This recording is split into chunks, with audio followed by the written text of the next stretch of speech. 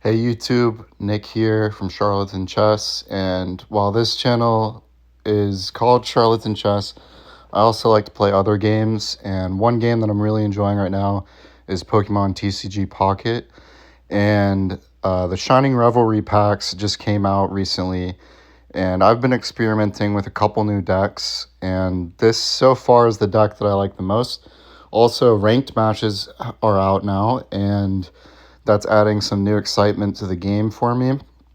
And so the deck I've been using now is this Dialga plus Arceus plus Goldango deck. And then I have Shaman Skyform so I can get my retreat costs lower. And here you're going to see me go up against three different decks. This first one is a Leafeon EX deck. Leafeon EX isn't too hard to counter, but here you'll see the deck in action in this first battle. So I go ahead and put the Giant Cape on Dialga. Now I will say this deck very much prefers to go second, but what I've done is I've added some supporter cards to this deck that really are able to help out if you go first. And one of them that really helps out is the Team Rocket Grunt card. I don't think I use it in this battle, but you'll see it in one of the upcoming ones. So Dialga gets this attack for 2 energy, where it can generate 2 energy for one of your Pokemon on the bench. And so that's really useful because working with just 1 energy per turn, it's really slow to get up to 3 or 4 energy. But when you can generate 2 energy from an attack and do damage at the same time, that's really useful. So here I try to get his Leafeon EX as the Pokemon in the active spot, because I'd rather be doing damage to it to work towards 2 points instead of the 1 point for the regular Leafeon. And I go ahead and put that 2 energy onto Arceus EX. Now, the Forest Breath ability on Leafeon is a little bit annoying sometimes because it gets a free additional energy every turn. He switches back in his regular Leafeon, and he's ready to do big damage because he also uses Red, another new supporter card, which does extra damage, 20 extra damage to a EX Pokemon, which my Dialga is an EX. So he does big damage to me that turn, but he also can't attack the next turn. So this turn, I'm thinking about what I should do. And what I do is I put Gimmighoul on the bench so that when my Arceus switches in, it'll be able to do maximum damage with its attack. I'm debating here if I want to actually retreat Dialga because it will cost 2 energy to retreat him, but he also has 60 HP. I decided to heal him first just in case he has any way of bringing my Dialga back in with like Cyrus or something. I ultimately decide to retreat him and bring in my Arceus here, which now that I have Gimmighoul on the deck, which is why I used Pokemon Communication to swap out Goldango, I can hit that Leafeon for 130 damage. And he's going to bring back in his already damaged Leafeon, but he doesn't have any way to knock me out in one hit, and then next turn I'm going to be able to knock him out. He does use that card right there, which heals him up. So he actually would have been able to survive 1 hit from Arceus, but then the next turn I would finish him off. So right here he concedes the battle, and that was a little bit of a showcase of what this deck can do. But in the next battle, you'll see it go up against a more meta deck. You'll see I'm still down here in the Pokeball rank, but I will say there are a lot of players down here in the Pokeball rank that are actually pretty tough to go against, so don't discount them too much. With the rank battles having just come out, there's it's still settling kind of where people belong in the rankings. Here I go first again, which again, this deck doesn't prefer to go first. And I start with Gemigool, which I would rather be starting with Dialga out first because Gemigool only has 60 HP and it needs to evolve before it can do anything. And then I also realize I'm up against a Celebi deck, which anyone who's been playing this game for any amount of time knows that Celebi is an annoying card to face because it very quickly can snowball and become almost unbeatable. But I put the Giant Cape on a Gemigool. I've got Dialga on the bench, and I'm using my Pokeball, and I also get to put Arceus on the bench. So I'm thinking about how I might play that. Since he gets to go second, he gets to put an energy on his Celebi first.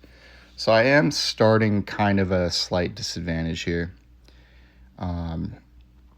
He uses the Pokeball to... I forget what he does. I can't see the full screen because I'm recording this on my phone, but you'll see what he does. Here I'm debating about using Chestiflage to negate his damage on the next turn. I'm pretty sure he's fishing for an Executor. That's why I used that Pokemon communication. I think I do end up using the Chestiflage. And then I've got this, I pulled the Sabrina. I considered using the Sabrina here. I forget if that's what I actually did. But I've also got the Team Rocket Grunt. And now here's a showcase of the Team Rocket Grunt card. If I did use it here. I think I did.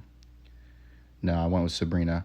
I was considering both plays. The Team Rocket Grunt will, if you flip, luckily, you can remove energy from a Pokemon. So that would put me ahead on the energy gaining momentum, the energy tempo, if you will, if you're familiar with the term tempo from chess. Here I get Goldango, which is great.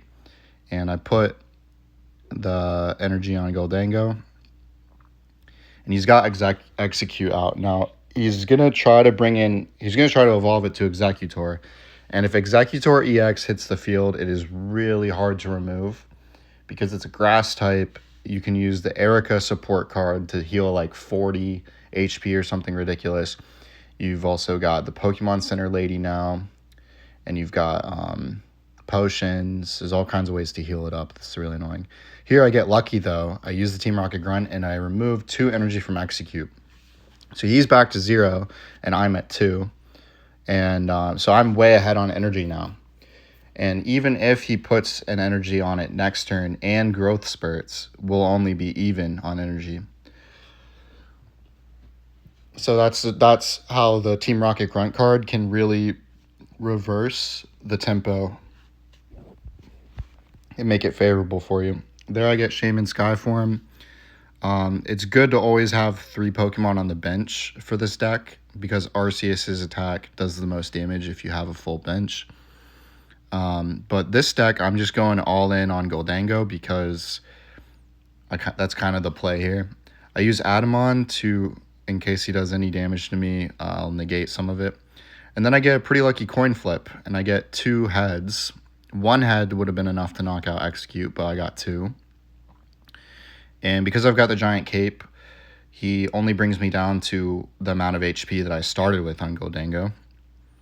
And now he brings in his Celebi.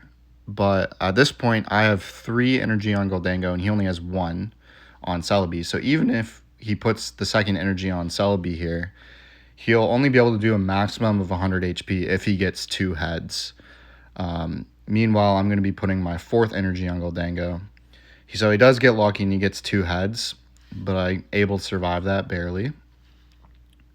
And with Adamon, I took even less than I would have. So I have 40 HP here to deal with.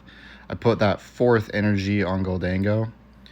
And I consider if, okay, I'm on low HP. Do I want to retreat? What do I want to do? But I decide to attack. And I get pretty lucky here. And I get 3 heads, which is enough to knock out Celebi and get 2 points because it's an EX. And that Adamon was a really good play because I survive with my Goldango, and I get to 3-0 him instead of 3-1 him if I hadn't used that Adamon card.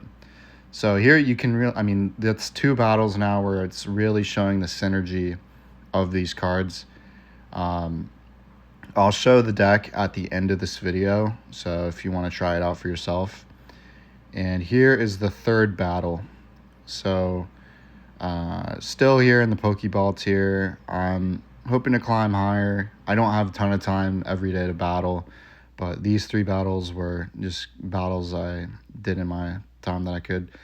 So I start with Gimme Ghoul again this battle, but at least I'm going second, which is preferable because the person who goes second gets to use energy first.